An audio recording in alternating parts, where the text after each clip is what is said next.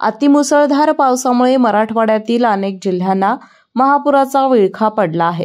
त्यातून प्रापंचिक साहित्याचं आणि शेतीचं प्रचंड नुकसान झालं आहे।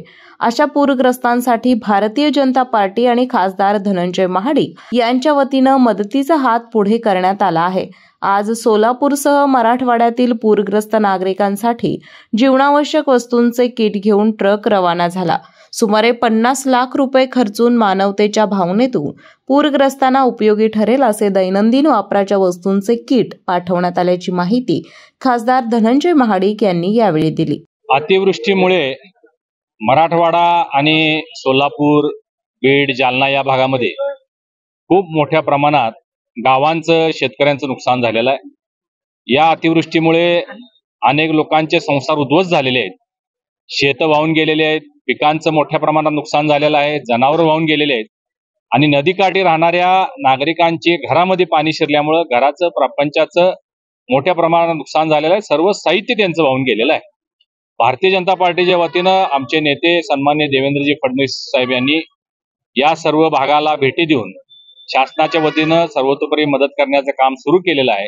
सन्माननीय उपमुख्यमंत्री एकनाथजी शिंदे साहेब, अजितदादा यांनी भेटी दिलेल्या आहेत।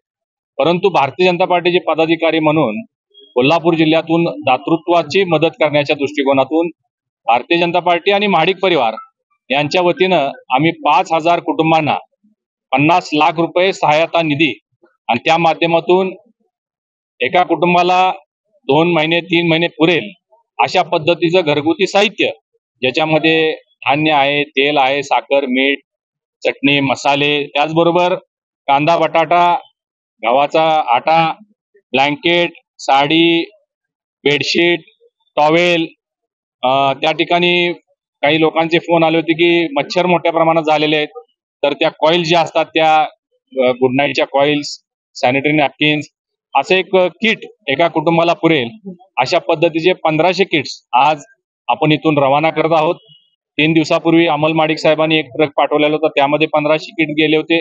आणखीन 2 दिवसांना आणखीन एक ट्रक आमचा जाईल आणि त्याच्यानंतर ब्लँकेट, साड्या, सतरंजा आणि चटया याची मोठ्या प्रमाणात मागणी आहे।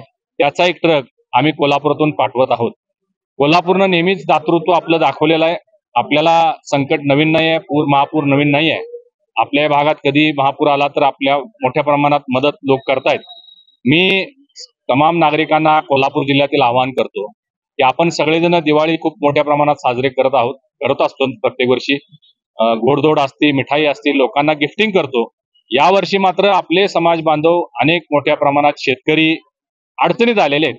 मी सर्वांना नम्र आवाहन करतो की आपण यावेळची दिवाळी थोडी साधी करून आपल्या लोकांना मदत होईल या दृष्टिकोनातून जास्तीत जास्त साहित्य, जे गरजू साहित्य आहे, जे जीवनावश्यक साहित्य आहे, ते या नागरिकांना देण्याच्या दृष्टिकोनातून आपण सगळ्यांनी प्रयत्न करावा असे मी आवाहन करतो। धन्यवाद। पुढील टप्प्यात चादर, ब्लँकेट, जाजम, कपडे यांसह जनावरांसाठी चारा पाठवण्याचं नियोजन असल्याचं खासदार धनंजय महाडिक यांनी सांगितलं। तसेच राज्य शासन पातळीवरून पूरग्रस्तांना मदत दिली जाईल असेही खासदार महाडिक यांनी सांगितले। यावेळी भाजपा जिल्हाध्यक्ष नाथाजी पाटील, राजू मोरे, भरत काळे, सदानंद राजवर्धन, हंबीरराव पाटील, नामदेव पाटील, प्रकाश पाटील, संदीप कुंभार, विशाल शिराळकर, सुधीर राणे, रहीम संदी, शैलेश पाटील यांच्यासह कार्यकर्ते उपस्थित होते।